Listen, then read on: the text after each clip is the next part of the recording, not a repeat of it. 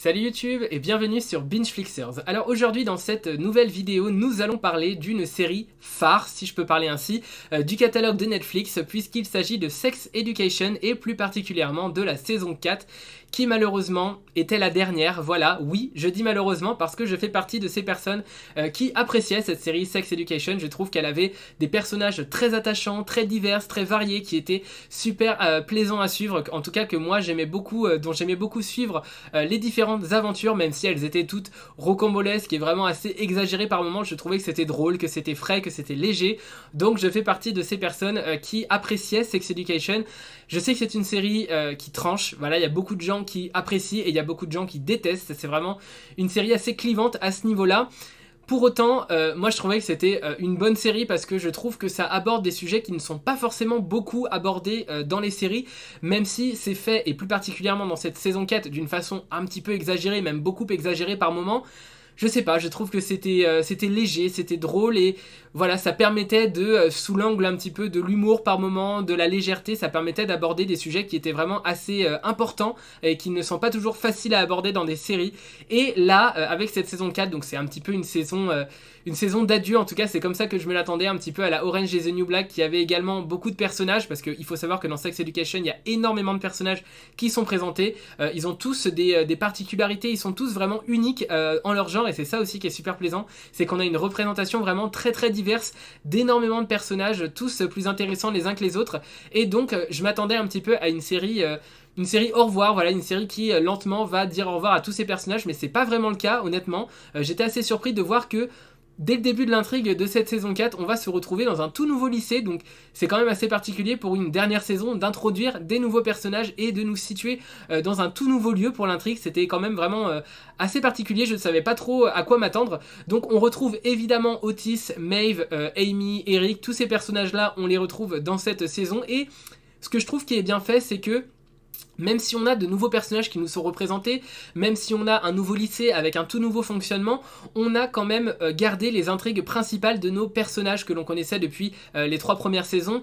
Voilà, on a vraiment gardé la même trame, même si... Enfin, je trouve que la série, globalement, arrive bien à se renouveler, tout en gardant une trame cohérente tout au long des saisons, tout au long des épisodes. Alors oui, certes, on perd au fur et à mesure des saisons, on perd certains personnages, et ça c'est un petit peu dommage, surtout quand on s'est attaché à certains personnages qu'on va venir à perdre. Je pense notamment à Lily, qui est un personnage que j'adorais dans les saisons précédentes, mais qui malheureusement n'est pas présente dans cette saison 4.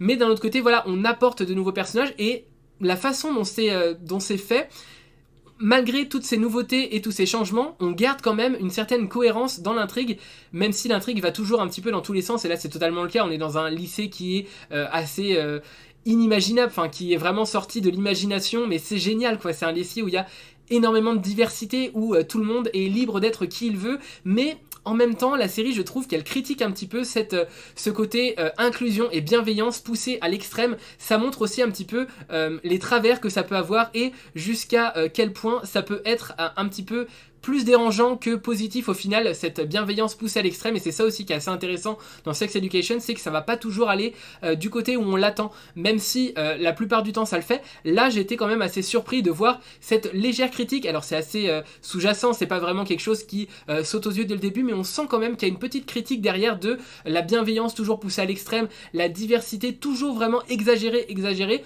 On trouve que, enfin en tout cas on nous montre dans cette saison 4 que parfois ça peut aussi avoir des retombées négatives qui sont pas forcément souhaitables, et notamment ça peut avoir des retombées négatives dans les relations que les personnes vont se créer entre elles, parce que le fait d'être bienveillant, voilà, c'est super, ça permet une expression personnelle beaucoup plus ouverte et beaucoup plus saine, mais d'un autre côté ça empêche aussi un petit peu la sincérité entre les personnes quand c'est trop poussé à l'extrême, et là c'est ce que nous montre cette saison, notamment avec les personnages. Je crois, si je me souviens bien des prénoms, il y a Roman qui est en couple avec Abby, il me semble que c'est ça leur prénom. Donc là, ce couple-là, c'est vraiment un couple, on va dire populaire, en tout cas dans ce lycée-là. Et tous les deux vont vraiment être dans une démarche bienveillante, toujours essayer d'être bienveillants envers les autres. Voilà, c'est le cas d'un petit peu tous les personnages, de tous les élèves en tout cas de ce lycée-là, mais eux plus particulièrement. Et on va montrer au fil de la saison 4 que finalement cette bienveillance, eh ben, ça va mettre à rude épreuve leur couple parce qu'ils vont avoir du mal à se faire confiance, parce qu'ils ne vont plus être vraiment certains de la sincérité des dires les uns des autres. Et c'est en ça aussi qu'il y a une petite critique de cette bienveillance que j'ai trouvé assez bienvenue, parce que c'est vrai que le lycée est assez exagéré, même si c'est super d'avoir une diversité, une représentation comme ça vraiment hyper diverse, c'est génial vraiment à suivre pour une série, mais c'était quand même assez poussé à l'extrême. Et il y a une petite critique derrière que je trouve intéressante, qui donne un ton assez satisfaisant à cette saison 4 en tout cas. Et au-delà de ça, on a évidemment les arcs narratifs principaux de nos personnages principaux, donc de Otis notamment et Maeve et Eric, qui vont se conclure de plutôt belle façon. C'est pareil, alors je ne me souviens plus de son prénom, mais le personnage qui a du mal à avouer le fait qu'il soit gay, du mal à faire son coming out, notamment du fait que son père soit quelqu'un de assez négatif, qui soit quelqu'un assez peu ouvert et qui ne veut absolument pas que son fils soit gay. Là, dans cette saison 4, je trouve qu'il a vraiment une intrigue assez intéressante, où il renoue un petit peu des liens avec son père, où son père essaye d'être meilleur, tout simplement, d'être une meilleure personne pour son fils, d'être plus acceptant et de voir les choses sous une nouvelle perspective. C'est vraiment intéressant de voir un petit peu cette sorte de rédemption un petit peu du père et de cette relation père-fils assez particulière, mais qui est vraiment assez belle, je trouve, à suivre, assez... Alors, il y a certains moments dans les précédentes saisons, enfin, même la plupart du temps dans les précédentes saisons, cette relation est assez toxique, elle est vraiment montrée comme une relation toxique, mais là je trouve que dans cette saison 4, il y a un second souffle qui est donné à cette relation, et ça donne vraiment une relation intéressante entre le père et le fils. En tout cas, moi j'ai trouvé ça intéressant, cette nouvelle vision qui a été faite autour de cette relation, j'ai trouvé plutôt intéressant. Alors je suis désolé, j'ai un petit peu oublié le nom de ces deux acteurs là, mais voilà, je trouve qu'il y avait quelque chose d'intéressant qui a été travaillé autour de ça. Après on a évidemment l'intrigue de Maeve qui part étudier à l'étranger et qui arrive dans un nouveau lycée.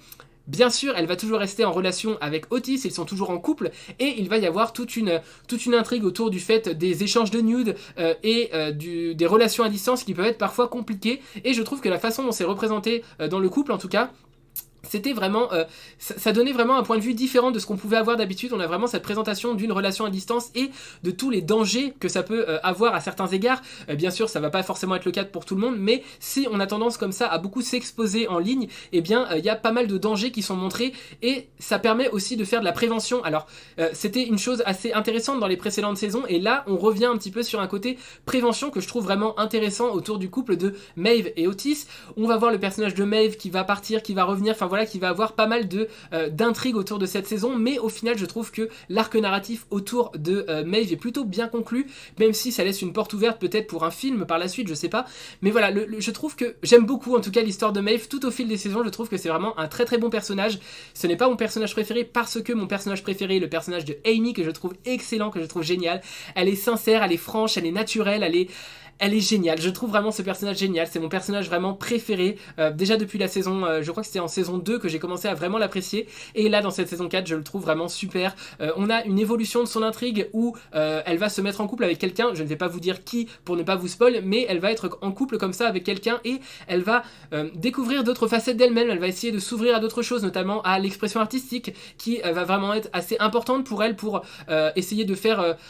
d'aller de l'avant en fait, parce qu'elle a vécu des choses assez traumatiques dans les précédentes saisons, et là elle va essayer vraiment de se sortir de ces traumatismes et d'aller de l'avant, vraiment de faire place neuve, de faire d'essayer vraiment d'être pas forcément quelqu'un d'autre, mais d'avancer et d'accepter qui elle est, en oubliant, enfin pas forcément en oubliant, mais en acceptant tous les traumatismes qu'elle a pu avoir et en essayant d'en sortir comme une personne grandie et meilleure. Et c'est vraiment super intéressant à suivre. Le personnage est touchant et émouvant et juste génial. J'adore le personnage de Amy. J'ai adoré son intrigue. Je trouve aussi que l'intrigue autour du personnage de Isaac, wink wink, c'est une intrigue assez intéressante aussi. J'ai bien aimé le fait qu'il ne soit pas cantonné à sa relation qu'il avait eue avec Maeve. Il était vraiment présenté comme un personnage vraiment méprisant dans la saison 3, je crois notamment.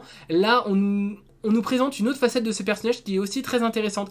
J'aime beaucoup globalement dans Sex Education les évolutions qui sont faites autour des personnages, les intrigues qui sont créées. Je trouve que c'est toujours frais en fait. On nous présente toujours des nouvelles choses mais qui sont toujours intéressantes. Voilà, en tout cas moi j'aime beaucoup. J'ai beaucoup apprécié cette saison 4. J'ai beaucoup aimé notamment la scène autour de... alors je ne vais pas vous spoil du tout ce qui va se passer, mais on sait que le personnage de la mère de Maeve a... une évolution en tout cas assez particulière à la fin de la saison 3, voilà, je ne vais pas en dire plus. Et dans cette saison 4, il y a également tout un épisode qui va être tourné autour de Maeve et de sa famille, notamment de sa mère. Et c'est vraiment... la conclusion de l'arc narratif que la mère de Maeve méritait. Je trouve que c'est vraiment bien, c'est drôle. C'est un épisode vraiment qui est très très drôle, qui est touchant aussi par moments, qui... Globalement, je trouve que vraiment cette saison, c'est un mix d'émotions entre... On passe du rire aux larmes, vraiment très facilement. On a un côté prévention, on a toujours un petit peu le cabinet de sexologie de Otis qui a d'ailleurs une relation avec Eric qui est super bien développée, je trouve, dans cette saison. On a le personnage de Eric, j'en ai pas non plus parlé, mais c'est difficile de parler de tous les personnages parce qu'il y en a tellement, et il y en a tellement que j'adore. Eric, c'est un personnage que j'adore, c'est vraiment le personnage toujours positif, qui va toujours faire aller les autres de l'avant, qui va toujours soutenir les autres, qui va être toujours de bonne humeur, et malgré tout, lui, il va vivre des choses qui ne sont pas forcément faciles au quotidien, mais c'est vraiment un personnage tellement positif et tellement bon dans cette série que j'adore, vraiment, globalement, j'adore énormément de personnages, et là, son intrigue, je trouve, dans cette saison 4, elle est belle, ça allie religion et homosexualité, et c'est vraiment super intéressant d'avoir ça représenté dans une série. C'est représenté d'une façon relativement moderne, je trouve, pour autant, ça ne masque pas la réalité des choses dans la vraie vie, et c'est super intéressant, voilà, d'avoir une série comme ça qui est feel good, qui mélange rire, larmes, enfin qui mélange plein d'émotions. En tout cas moi c'est vraiment une très très bonne série, en tout cas que j'aime beaucoup, Sex Education, et j'ai trouvé que cette saison 4, même si ça n'allait pas dans les clichés des dernières saisons d'une série, c'est-à-dire qu'on ne va pas faire petit à petit, on va pas dire au revoir à ces personnages un par un, c'est vraiment une saison qui a son intrigue à part entière et qui pour autant réussir à conclure ses arcs narratifs, et c'est en ça que je trouve qu'elle est bien écrite. Et c'est en ça aussi que je trouve que globalement c'est une bonne saison 4, en tout cas pour Sex Education. J'en attendais pas beaucoup mieux, vraiment c'est tout ce que j'attendais tout simplement, j'en suis très satisfait. Voilà, globalement pour parler un petit peu des chiffres de Sex Education saison 4, et bien cette saison 4 malheureusement a été un petit peu moins bien reçue sur Netflix. En tout cas c'est la 7ème meilleure première semaine pour une série du jeudi, c'est-à-dire que parmi toutes les séries qui sont sorties un jeudi, et bien Sex Education après une semaine de visionnage se classe en 7ème position de toutes les séries avec 97,6 millions d'heures vues, donc c'est un très très bon résultat, hein. C'est vraiment excellent. Mais si on compare avec la saison 3 qui était sortie un vendredi, donc qui avait un jour de moins dans ses heures de visionnage, et bien malgré le fait qu'elle avait un jour de moins, la saison 3 avait cumulé 125,7 millions d'heures vues en première semaine, donc là on a quand même une baisse assez significative. Il y a aussi l'effet du fait que ce soit la dernière saison, donc les gens vont mettre un petit peu plus de temps à regarder parce qu'ils savent qu'il ne va pas y avoir d'autres saisons qui vont arriver par la suite, donc ils ont tout le temps de regarder cette dernière saison. Mais malgré tout, voilà, globalement, c'est une série qui a eu un résultat un petit peu plus mitigé sur Netflix. Au bout de 4 semaines d'exploitation, c'est la 7ème série la plus vue du jeudi. Donc ça reste toujours à la même place comparé à sa première semaine, donc il y a eu un bon maintien au fil des semaines, mais 292 millions d'heures vues, c'est un résultat un petit peu décevant je trouve pour Sex Education, sachant que la saison 3 avait fait au total 401 millions d'heures vues au bout de 4 semaines. Voilà, on passe de 401 millions d'heures vues à 292, il y a quand même une sacrée baisse, donc heureusement on va dire que c'est la dernière saison. Comme j'ai dit, il y a un petit peu aussi le facteur du fait que ce soit la dernière saison, donc évidemment, voilà, comme j'ai dit, il y a des gens qui vont tarder un petit peu plus à regarder cette saison-là, mais on peut dire globalement que cette saison 4 malheureusement a eu un moins fort impact en tout cas sur Netflix, sur les spectateurs Netflix. Il y a moins de gens qui ont décidé de commencer à la regarder, et pourtant je trouve que c'est une excellente saison. Moi j'ai trouvé qu'elle était mieux que la saison 3, vraiment, je l'ai trouvé vraiment très très bien. Voilà, donc c'est mon avis global sur la série Sex Education, et plus particulièrement sur la saison 4 disponible sur Netflix. Je ne sais pas si vous avez regardé cette saison 4 ou si vous avez regardé tout simplement cette série à part entière, en intégralité en tout cas. Si c'est le cas, n'hésitez pas à me dire ce que vous en avez pensé dans les commentaires, c'est toujours un plaisir pour moi de vous lire. Et sur ce, je vous dis à la prochaine pour une prochaine vidéo. Salut YouTube!